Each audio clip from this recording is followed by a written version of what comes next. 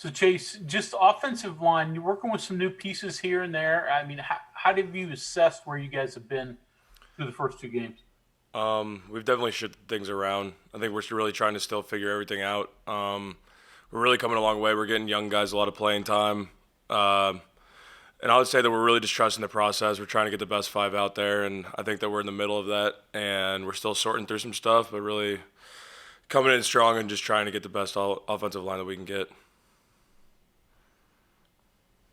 Next, we'll go to Sean Manning. And Chase, you just mentioned the juggling you guys are doing right now, but you personally, you're moving center, guard. Do you like that, or would you prefer to stick to one spot? To be honest with you, I'm perfectly fine moving anywhere. Anything that can help the team out, anything that can get other guys more reps to get the best five out there possible. I'm willing to do anything with that, and I think that we're sticking with that process right now. And I'm perfectly fine playing anywhere, whether that be center, guard, tackle, anything. Okay, Cody, you're next. Hey Chase, I was just wondering, what's your impressions of Zach Frazier been so far? I think that he's a very hardworking kid. I think he's still got some ways to go, some things to learn. And I'm doing my best personally to help try and lead him through that process, help him try and be the best player that he could possibly be right now.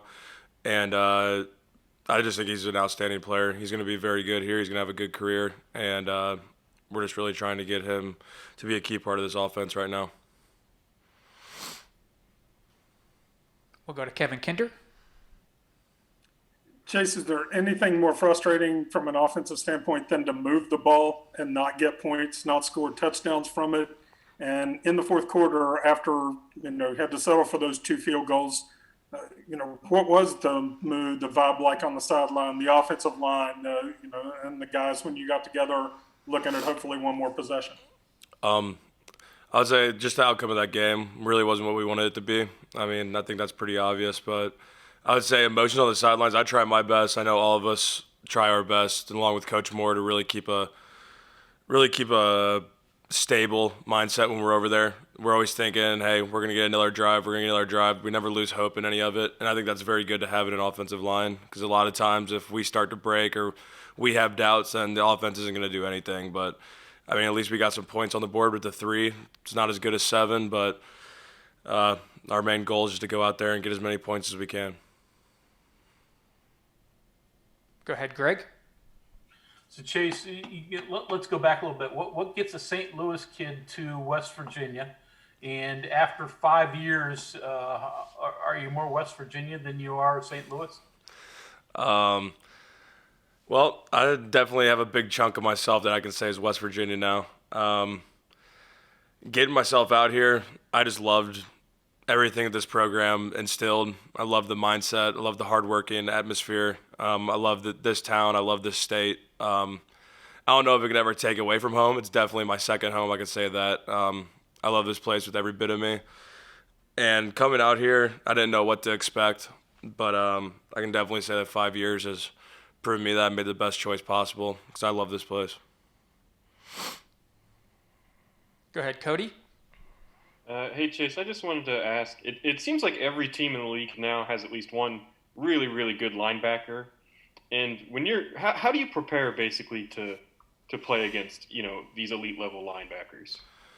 I mean, you got to approach every one of them differently. There's a lot of guys that, I mean, half of the linebackers can be great at the pass rush and not be so strong on run, and vice versa. I think that with a lot of film study and really getting our scout team to give us a good look with that really prepares us for it. I mean, our practices are set up to be to where the game can be a little bit lighter for us, actually, and that we practice pretty hard throughout the week. And when you have constant contact and someone giving you a really good look, it really helps you out in those games. Back to you, Greg. The shoulder injury you suffered last year, how difficult was that to play through? Does it still bother you any now? How's it been? I'd say the whole process is great. Vince and the treatment staff really got me back to feeling healthy, even with the coronavirus and all that stuff going on. They gave me a lot of stuff to work on at home. I feel pretty stable on it. I haven't had any problems with it. I still feel really strong. I actually feel stronger right now than I've ever felt in my 5 years here. So I'd say that shoulder injury is a thing of the past. Okay, we'll go to Mike Kazaza. Greg took my thunder, but I'm going to keep going there. You played several games last year at less than 100%, and that's kind of an upper body position, right? So you must have been doing things right, or maybe learn to compensate, and that may help you become an overall better offensive lineman. And there were games you had no missed assignments and no sacks allowed too. Did you learn more about, I don't know, fundamental stuff, footwork, technique, just to compensate for that? And then secondly, Letty Brown makes you all look pretty good sometimes with breaking tackles and making people miss. You guys can get him into space, but sometimes he can turn nothing into something. As a lineman, what is it like to see that happening this year? With the first question, I actually played every game with it torn. I tore it in camp last year, and I would say that it really helped me kind of figure out how you can work the offensive line position, being able to kind of play with, I guess not all your extremities. When something's not 100%, you have to overcompensate with some stuff. Definitely work on leverage, work on body position. And really, once you lose some of your strength, you got to figure out ways to use your footwork and use your technique to overpower a lot of the strong line or D linemen that we have in this league. And then with the second question, I would say, watching is spectacular. We've definitely been behind some good running backs on this team with my career so far. And Letty's doing it stronger than I've seen, honestly, in my career here. I think he's one of the strongest running backs that we've had, maybe that we've seen in the Big 12 in a little bit. And to have someone that that every run you're getting back to at least the line of scrimmage really helps you out as an O-line, gives everyone a lot of confidence in the offense as well. I would say just seeing him power through, there's times where he's stiff-arming guys twice his size and still running for a 5 to 10 yard gain, and that's all you can ask for out of your running back. Very impressive. Go ahead, John. Last one here from me, Chase. What was the most disappointing thing from last Saturday's game? I'm sure you went in with a good plan. Basically the same result you had last year against these guys. What was disappointing to you? I would say just the disappointing part was not getting redemption. There's always winning and losing, and it's hard. It's really hard to win, and we just couldn't pull through. And that was, I think, the most difficult part because we trained really hard for 2 weeks. We just couldn't answer. Next question is from Ryan Pritt.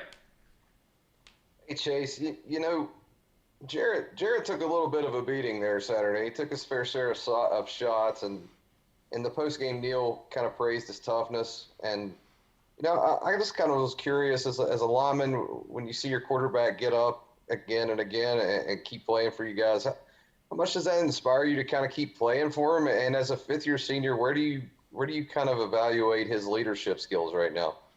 He's definitely a key leader on our offense. He keeps the guys going for sure. He stays on us pretty strong, whether it's at running back, O-line, receivers, tight ends. He keeps a good grasp on everyone. Honestly, it's disgusting having to turn around and see him on the ground, but the fact that he can get up time and time again and still come back with the same composure, still compete the same, maybe even compete harder at times. It's amazing to watch. That he's a very good quarterback, and he's got a strong mentality, that's for sure. Go ahead, Cody. So going back to Letty real quick, a couple of weeks ago he told us that his main goal in the offseason was to improve his relationship with the O-line. And so just from your perspective, how important is the relationship between the offensive line and running backs? To be honest with you, when it comes to an offense, I think that's probably one of the strongest relationships there is. Sometimes, I'm speaking from experience, sometimes we haven't been the closest group, and it really shows out on the field. And I can definitely speak to that, even with us not being here with quarantine and all that. We all kept a very strong relationship. Every running back, whether it's the fifth string or the starter, all of us are really close. All joke around in the locker room, team room, meeting room. But when it's time to get serious and it's time to work, we definitely get our minds right and get ready to do that. Go ahead, Skyler. Hey, Chase, I think Neil said the total number of negative plays was like 16. Just from your eyes, what was it that Oklahoma State did, or just from your perspective, that you guys need to do to kind of eliminate some of those plays from happening? It all starts with, from my perspective, what it looked like, it was that we just couldn't get on the right page, whether it was 4 guys doing their job and 1 guy not executing on a play. That seemed to be like the big drive or the drive stopper or play stopper. I think that we just need to pull on the reins a little bit. We need to assess what we're all doing, and we really need to focus this next week on communicating and working hard and pushing each other to have the best outcome that we can possibly have. Okay, Greg? Chase, was it odd to look across the field and see Josh Sills over there? And did you communicate at all with him last week?